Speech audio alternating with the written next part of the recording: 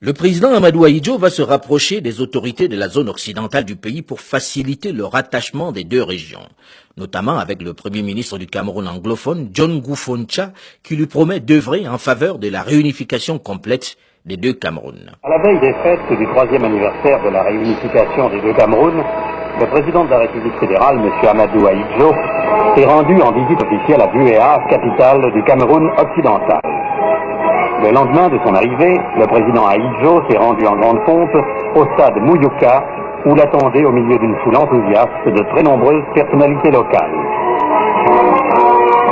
L'après-midi, dans les jardins de la résidence du vice-président Poncha, un vivant spectacle de danse folklorique a été donné en l'honneur du président Ahidjo et de son épouse.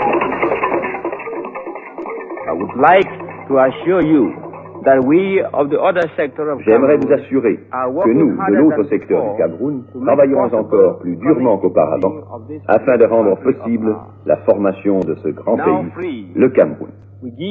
Maintenant libre, il vous appartient d'entreprendre, suivant vos propres options, des négociations internationales pour les relations diplomatiques.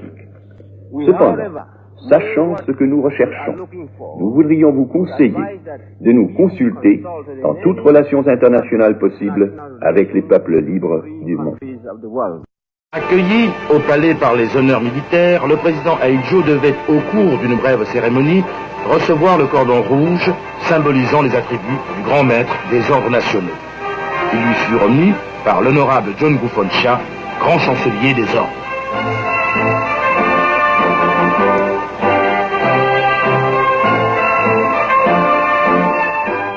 Malgré cette promesse du Premier ministre du Cameroun anglophone qui aboutit à la réunification officielle des deux entités le 1er octobre 1961, l'unification du pays n'est pas encore acquise. Il reste de nombreuses poches de résistance aggravées par le tribalisme. Plus de 200 ethnies, cela fait tout de même beaucoup de monde à rassembler et à gérer, surtout lorsque ces différences sont parfois exploitées par certains colons pas toujours contents de l'indépendance, synonyme pour eux de fin des privilèges, que par certains hommes politiques désireux de déstabiliser le régime. Après plus de 40 années de séparation, nous reformons aujourd'hui une même famille, une même nation, un même État. Que ce jour heureux soit un jour d'allégresse pour tous les Camerounais qui croient en leur pays, qui aiment leur patrie. En moins de 2 ans, ils auront atteint les 2 objectifs essentiels qu'ils s'étaient fixés, l'indépendance et la réunification.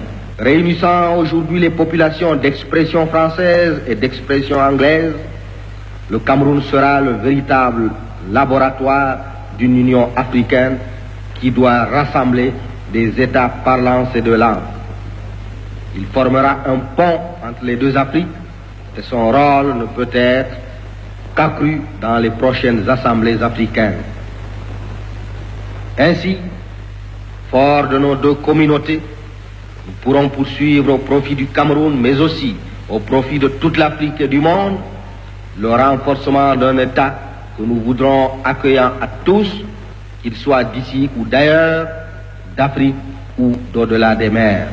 La détermination d'Ahidjo à obtenir l'unité nationale va très vite transformer son régime en une dictature parfois féroce. Il faut arriver à cette unité nationale, quel qu'en soit le prix.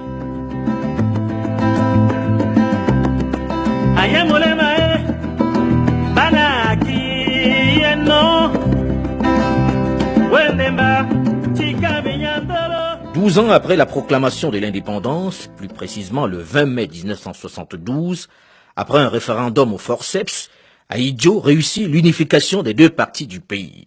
La République fédérale du Cameroun devient tout simplement la République unie du Cameroun. Ahidjo est arrivé à la conférence de Fumban avec un projet qui avait été écrit par ses conseillers français, qui était un projet qui ligotait complètement le Cameroun occidental, et les Foncha et compagnie, ils ont été complètement perdus parce qu'eux n'avaient pas de projet, et puis ils n'ont pas su comment réagir et se sont fait embobiner.